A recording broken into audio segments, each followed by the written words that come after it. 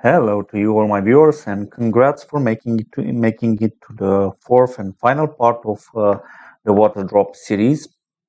If you stumbled across this video, this will mainly deal with materials. If you want to see how the geometry node setup was done, because this is done entirely in geometry nodes, you check out the link in the top right corner or the one in the description. So as soon as this demo will end, I'm gonna show you what we'll cover today, and we'll get right to it because we have a lot of things to cover. So we are going to talk a little bit about the lights, viewing angles, how you can make the camera swap automatically. We will look at the compositor and see one cool preset that I made there, and you can find in this project file that you can get from Gumroad. And we will spend the majority of time talking about the procedural materials. I haven't used any texture, everything is 100% procedural. Well, I did used one texture, it's the HDRI that has a small impact on the image in the reflection and stuff like that, but we can get that for free. And you'll find the link in the description of this video as well. So before we start, I want to thank all of you that are supporting this channel by purchasing these project files or by subscribing, commenting on the videos, and liking the videos. I particularly am interested on the comments because I want to improve the way I present stuff. So don't be afraid to leave your comment and share your opinion and suggestions, and I will try to incorporate them in the future videos. Now let's look a little bit at the lighting setup. As you can see here, we basically have three lights that control the setup, positioned as you can see here, and it's the classical 3-point light setup. If we turn those off, we can see the impact they have on the on the scene. Sorry about coughing. We have a fill light that is this light here, and this is responsible for adding some lights here.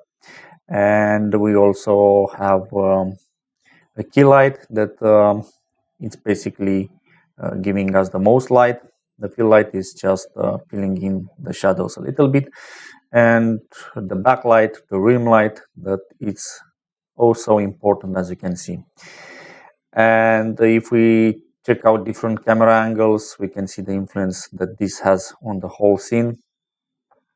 If we close it like this, you can see just how important these lights are to show your object.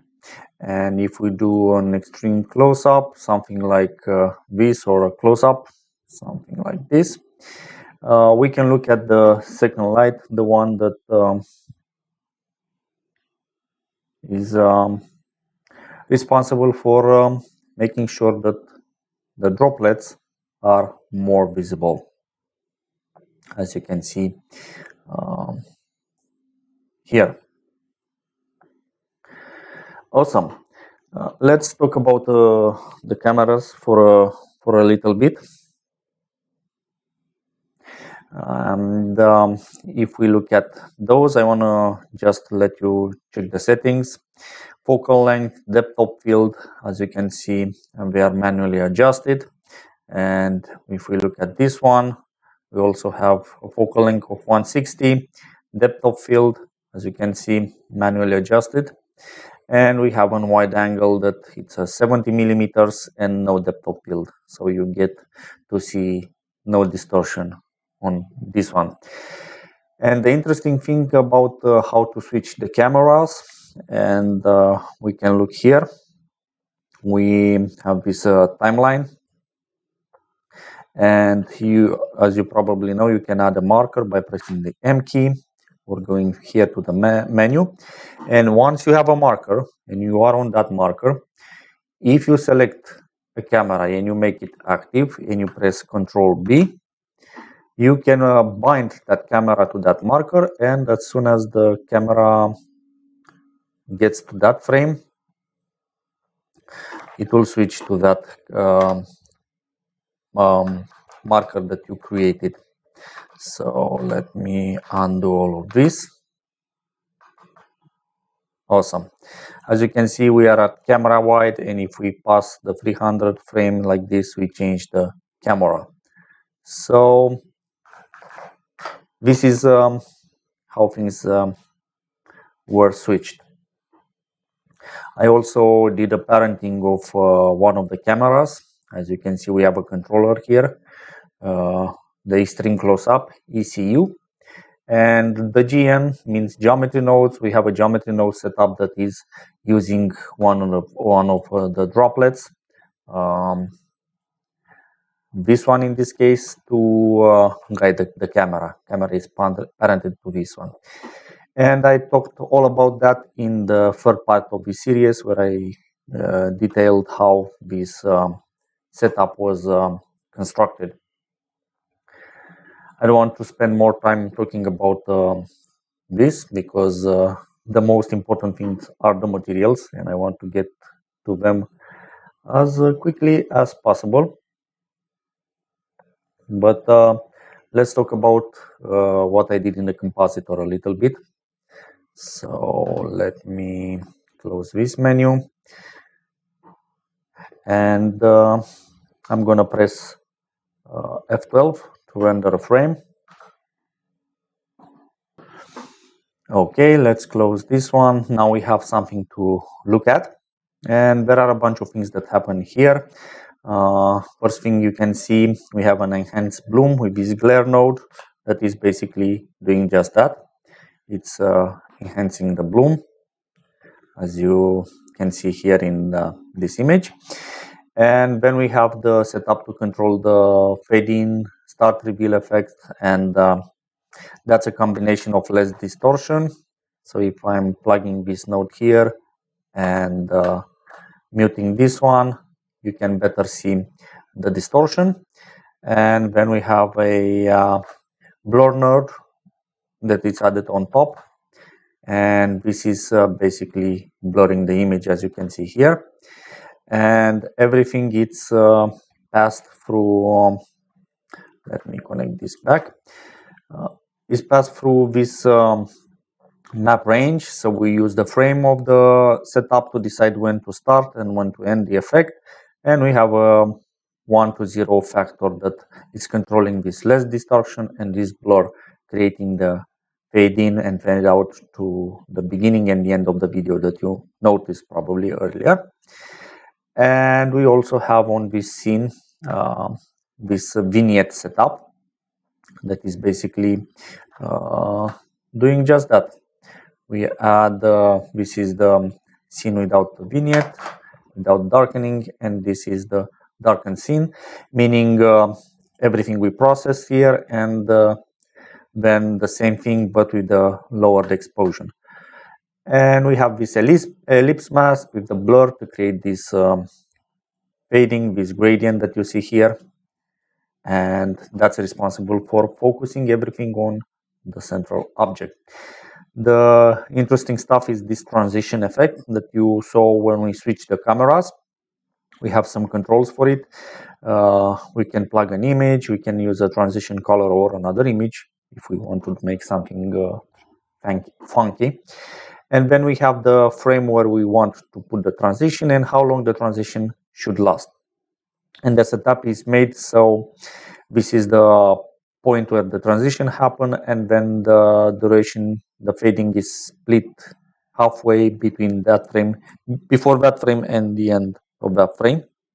And that's very helpful because I use the markers for the switching of the camera to decide where we want to have a transition. So for example, if we go to this marker, we can do it something like marker, jump to next marker.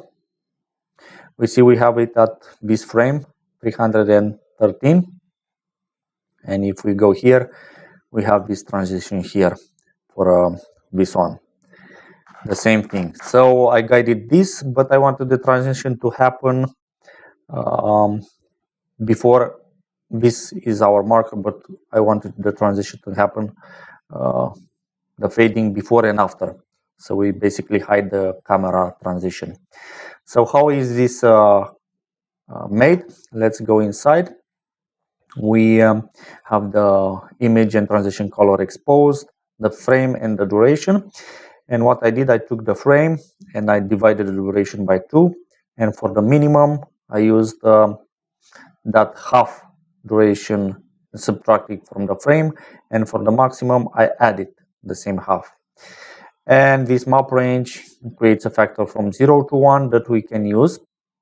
And in order to get the back and forth between these, I split that factor into 0.5 using ping pong, meaning it's going to go back and forth. And when using another map range that is with the range between 0 and 0.5 on the input, and it's outputting 0 to 1 factor, using this ping pong, we can create this back and forth between our image and the fading color. So this is how this is constructed. Let me make it like full screen so you can see it better. Awesome. Awesome. So this is basically what I did in the Compositor. Now we get to the really interesting part. We get to the procedural materials. Every single one of them. We will go through them. So let's start with the ground material. If we close our setup here, this is the ground material. It has this interesting look to it, this texture. And let's look at how it's composed. I use the generated coordinates and when I make sure to make everything smaller by playing with these values. If we put it at 1, for example, we get this result.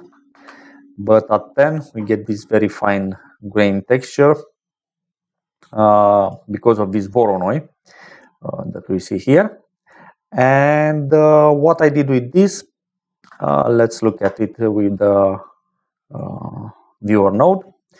We get this fine texture that is used in the different places. As you can see, I use it for the roughness, something called the glitter, and the color mask. So if we look here, this color ramp, it's used to switch between these two colors that you see here. That gives us this result. So we have this principal BSDF that has this color control here, and the glitter, basically this color ramp that it's more aggressive than this one and inverted. It's switching between metallic and non-metallic, so that makes the material look completely different depending on that parameter. And when we have this roughness, that it's making sure that the metallic part basically will have this roughness here, and the non-metallic part will be less rough and will have this roughness here. And all of this combined are going to give us this result that you see here. And I also used this first displacement here, this mask with 0 and 1 colors to create this displacement with these values. So basically we get this result for the ground. Now let's go to the other materials. We have a material placeholder because we assign the material with geometry nodes. So in case you use more than one geometry node setup, you can control the things a lot easier if you have them all in one place. So let's start with the water drops, the least complex material from all of them. So I'm gonna switch to it right now. We have these water drops. You can see them here, the droplets, and you can see the water drops here on the top. And in order to have different controls over them, even though they are in the same material, in geometry nodes, and I showed that in the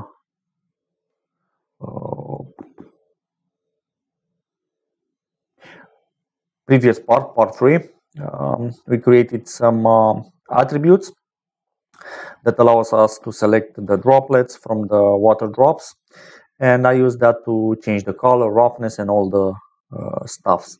So let's see first how I created the mask. I used the layer weight to create this mask that you can see here. Now selected. It works on the water drops and on the droplets, and that mask was used to mix the color of the water drop and droplets. I wanted the droplets to be, let's look at them, to be more bluer. I don't know if that's a word.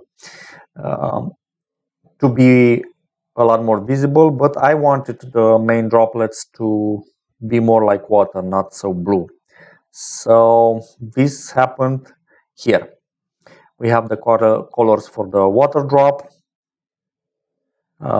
We see we switch between a color with less value and saturation and one with more value and saturation, as you can see here.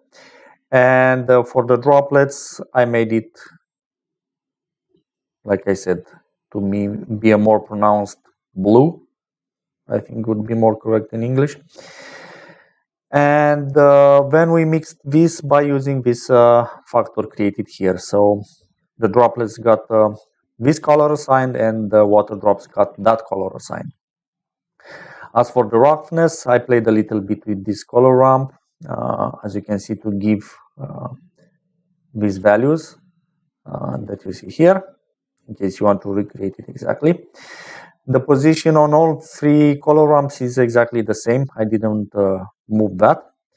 So that made sure that if we look at this, we get more shininess towards the center, and towards the edge we have less shininess, basically. And I played with a little bit different values here for the transmission roughness to emphasize this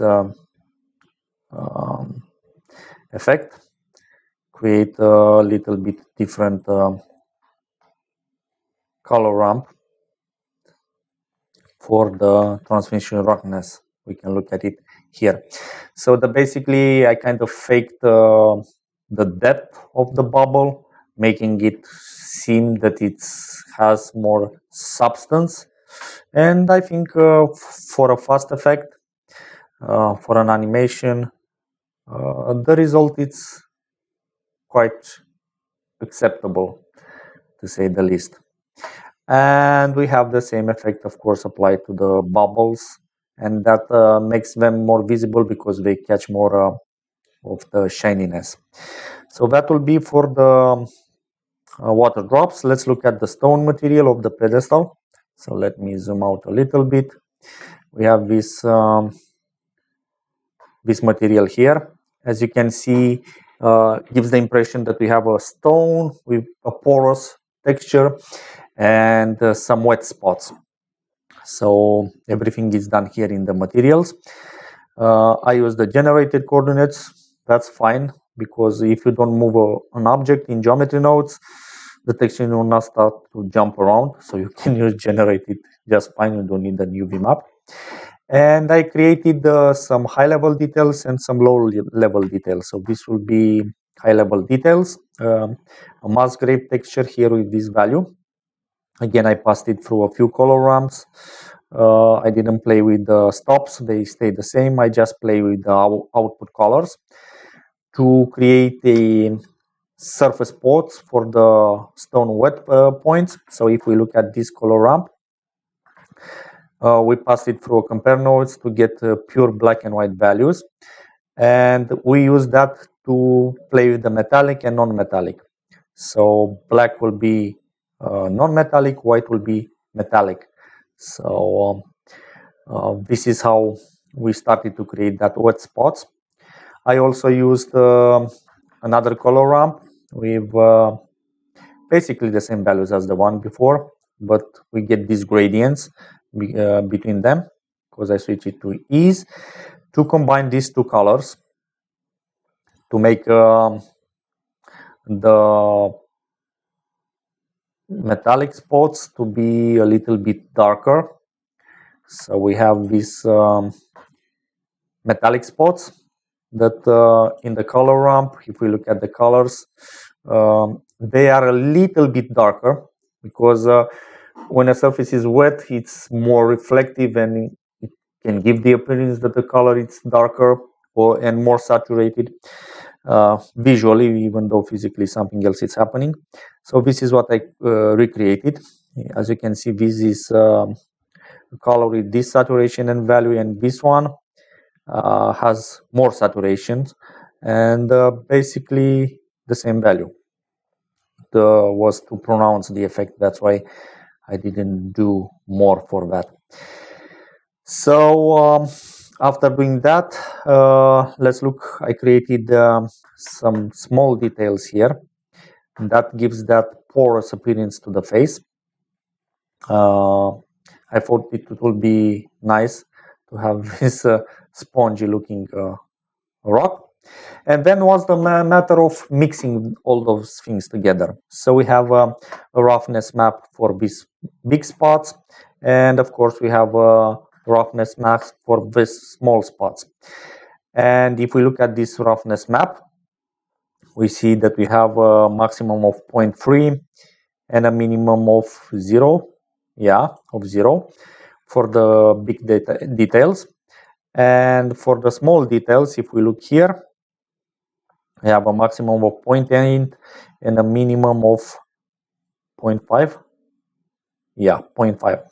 So the way I mixed that was taking these bigger values, 0.8 and 0.5, putting into a map node, and then subtracting these big values from here. So you can get 0.8 minus 0.3, which is the maximum here. You get to a maximum of 0.5, and so on. So basically it looks like this. Mixing this by subtracting, you get the wet spots to have a lower roughness, meaning they are more shiny, and the other parts to have a higher roughness, meaning being less shiny. So mixing that with the metallic map that we created here, we get these results that you can see here. And then we have this entire setup for the displacement. So let me cancel it a little bit to see the difference. Things looks like this. And in order to create the displacement map, we basically kind of did the same thing. We have a 0.3 with a 0.0 color ramp on the output values for the big spots, and for the smaller spots we get a 1 with the 0, and of course a gradient between them, as you can see here. And then I did the same thing with the math nodes. I did a subtraction from the small spots that have a 0 to 1 range. I subtracted those ones that have a maximum of 0.3. So that means that basically the big spots will tend to look like they are indented because their maximum value will be below 1. So at 1 you'll have this, and then you get these spots that are lower, and then you get the small spots that are the lowest. So I created like a hierarchy here that you can see here. So let me reconnect this one and reactivate this one. So it kind of gives this dent impression here, because at the lowest point we have these small details that they remain black, but by having these white spots for the other points and subtracting those values from here, we kind of get this result that you can see. So basically this is how this material was made. Let's now get to arguably the most complex of them, the rusted metal that we can see on the monkey. So let me focus a little bit on the monkey. And this looks more complex, but let's look at what's going on here a little bit. I'm gonna make it bigger so you can see it and maybe take some screenshots. We have a bluish frame for this is what I use for materials. So this gives us a metal material, and we have a rust material, and we have a bunch of black and white frames that are basically masks. And then we have UV manipulation coordinates, and we also have this attribute coming from the geometry nodes. So I'm gonna show you first the metal. So let's take a look at the metal material. It's gonna be this one. And you can see it even better if I cancel the displacement and we do something like this. This is the metal material.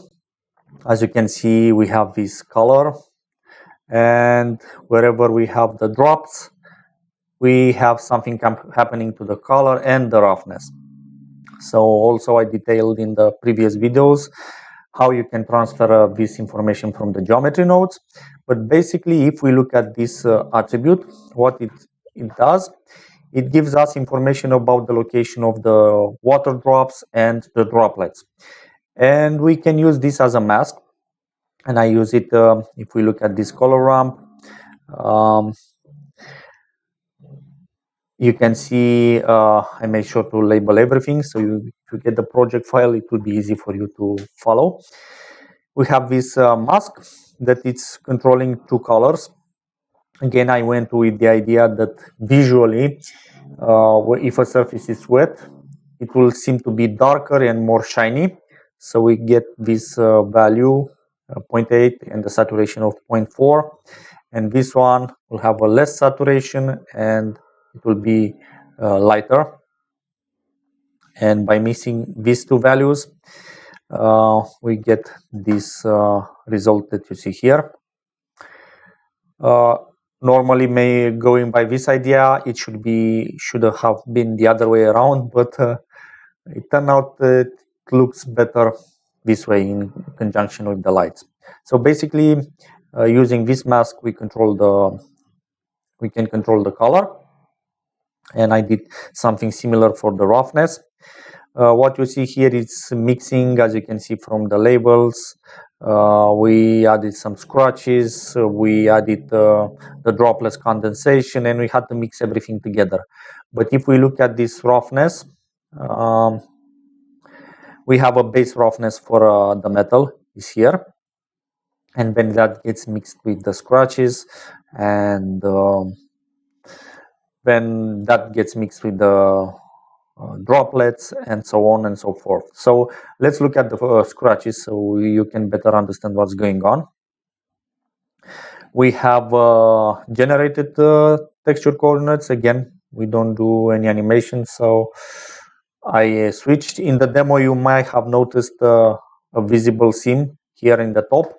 That's why I switched to generated to get rid of that, given the fact that the monkey is not being animated in geometry nodes. So using generated coordinates, I created these stretch coordinates for the vertical by compressing the X and then compressing the Y for the horizontal. And if we go to those frames, scratches, masks, we have this noise texture that is passed through a color ramp for the vertical ones, and another noise texture with the horizontal ones. And then by multiplying, we keep the dark values, the black ones, 0 remains 0, and everything else gets darker. So we get this result. And then I mixed everything with the color white and used another texture that was meant to break up the scratches, as you can see here. And the result was this. You kind of got this portion that are scratched and the other portion that are not scratched. And having that, we could build a displacement mask and the roughness mask. And the roughness mask has a maximum of 0.3 value with a maximum of 0.7, minimum 0.7. So 0.7 meaning it's less shiny, 0.3 it's more shiny. And we use that to mix it with the base roughness here, that is 0.6, based on this mask that is here, this color ramp that you see here, where we decide where we want to have scratches and where we want to have metal. So by mixing those together, we got this roughness map that takes into account the scratches. Whiter meaning they are more shiny. And then on top of that, we use the droplets again to make sure that we keep the scratches where we have water droplets. So we subtracted the droplets condensation, meaning these values, from these values here. And we ended up with this. And then again, we use this entire setup and having the droplets condensation as a mask to make sure that this node, it's only, meaning this mask, it's only taking into account where we have these marks from the droplets. Everywhere else, we are going to use this mask from here. So this is why this setup was made like this. To create basically to carry over the scratches on the parts that are touched by the droplets. And only use this information from here where this is dark. So we get this end up result, as you can see. Otherwise, the scratches will disappear in those areas, and I didn't want that to happen. So basically, this is the metal material. Of course, we have the displacement that it's taking into account, as you can see here, the scratches mask as a factor, and then we have the real scratches, and we mix everything with white to make sure that we get this. Basically, if we want to make something go down in the displacement mask, it has to be darker in color.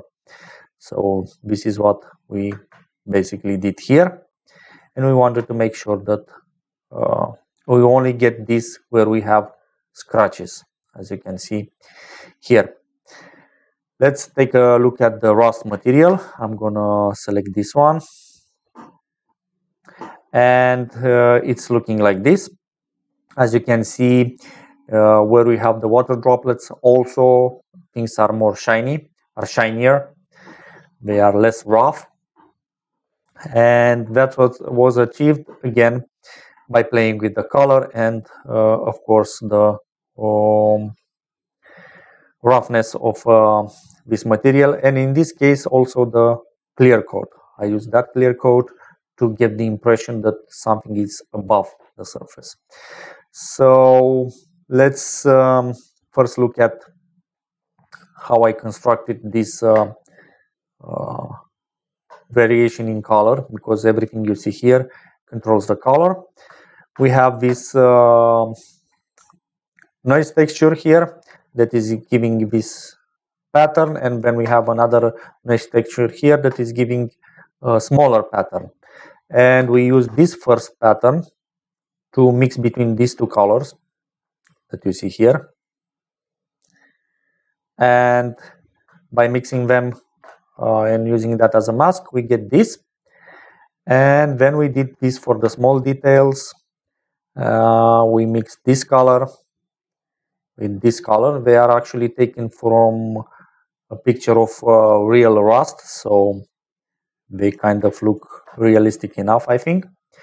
So we get this color and then this color, and by using this color ramp here, we mix them together and we end up with this variation in colors.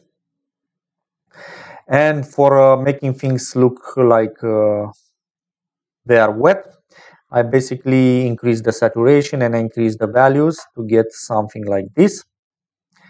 And by using this droplet condensation information from higher, we can mix them together to get this result, to make things to be shinier and more saturated where we have droplets or water drops. And then I use this same mask here with some modifications to get the clear coat alteration. So we ended up with this result. And having these two materials, of course, we have the displacement map, but we'll talk about that later. And of course, having these two materials, we can then combine them to get this result. Let's wait for the shaders to compile. Okay, so then we get this result. And if we follow this factor here, and we go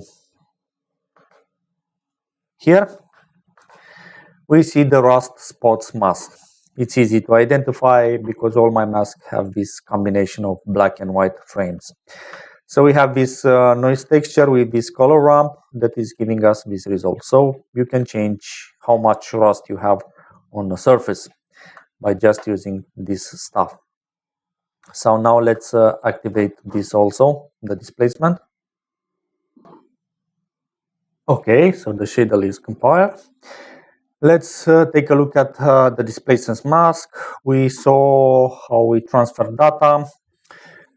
We have a factor here that is coming from here, from the rust post mask. This is responsible for mixing, obviously, the displacement from the rust with the displacement from the metal.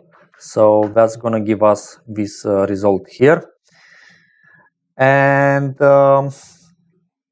having this here, we just added the droplet condensation by simply subtracting those values from here.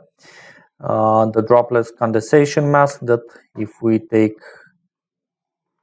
a look at it here in the displacement, as you can see, this is different from the rest because I made it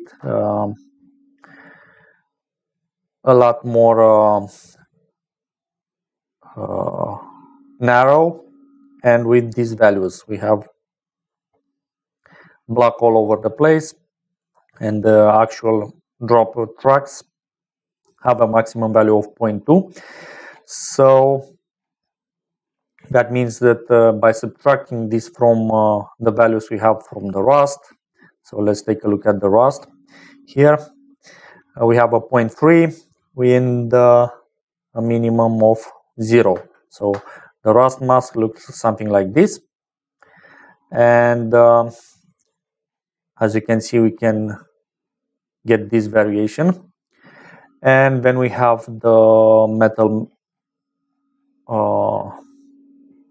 displacement mask that takes into account the scratches with the scratches mask that has these values. So by subtracting from all this stuff, if we subtract the tracks, we kind of make sure that, as we can see here, they look like they are a little bit more elevated, I think is the word that I'm looking for.